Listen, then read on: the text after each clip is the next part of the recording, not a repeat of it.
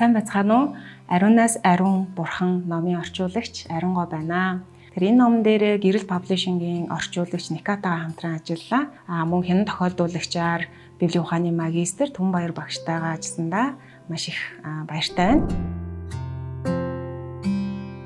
За энэ ном маань бол 1985 онд хэвлэлтэнд орж гараад чуулганы түүхэнд бол маш үнэтэй хувь нэмэр оруулсан юм ном байдаг юм байна. Тэгээ номын гол агуулга утга санааны хувьд гэвэл бурхан бол ариун юмаа гэж хэлэх үед энэ бол бурханы олон үн чанаруудын нэг юмаа гэж хүмүүс бодох хандлагатай байдаг.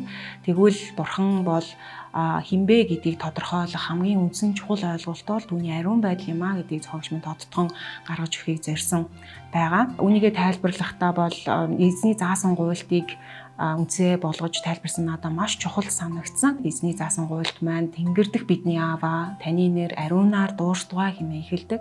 Тэгвэл ийхүү ариунаар дуурстугай гэж хэлж байгаа нь зүгээр нэг тунхаг эсвэл ерөөлөн болов уу гэж бид нар бодох хандлагатай байдаг.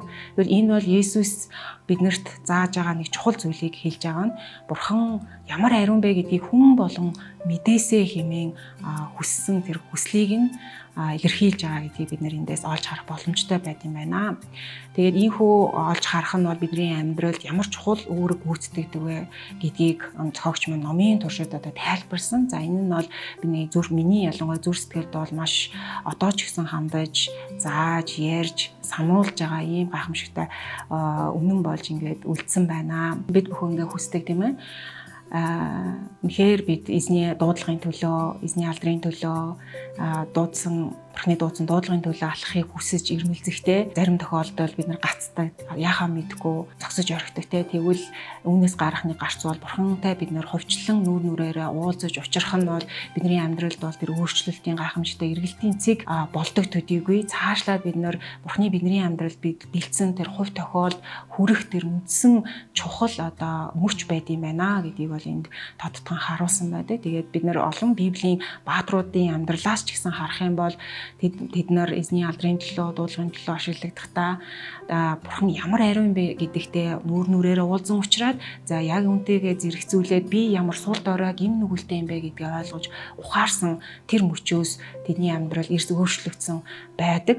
За Исаягийн амьдрал ч гэсэн жишээ нь бол яг энэ үйл явдал тохиолдож би ямар бузар уралтай хүн бэ гэдгээ тэрээр ухаан ойлгоод за үүний дараа бол бурхан түүнийг ариусгаад түүнийг буцаагаас сэргээгээд тэгээ харин эргээд хэн миний төлөө явах вэ гэж түүнээс дуудсан байдаг. За тэр үед бол Исая би явъя хэмээн гараа өргөн зүрх зориг орж бэлэн болсон байсан тухай үг ном маань үүс надад бол маш гүн сэтгэл төрүүлсэн.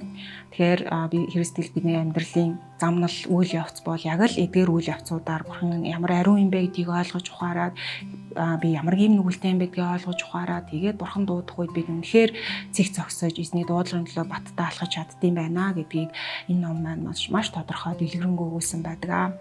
За тэгээд бүтээгч бурхан гэж хийнэ. Бүтээгч бурхан маань ямар ариун юм бэ? Тэр ариун бурхан биднийг тэгвэл ийм гим нүгэлтэй биднийг хэрхэн уучлах юм бэ? Уучлж болох юм бэ? Үнэхээр болно гэж юу?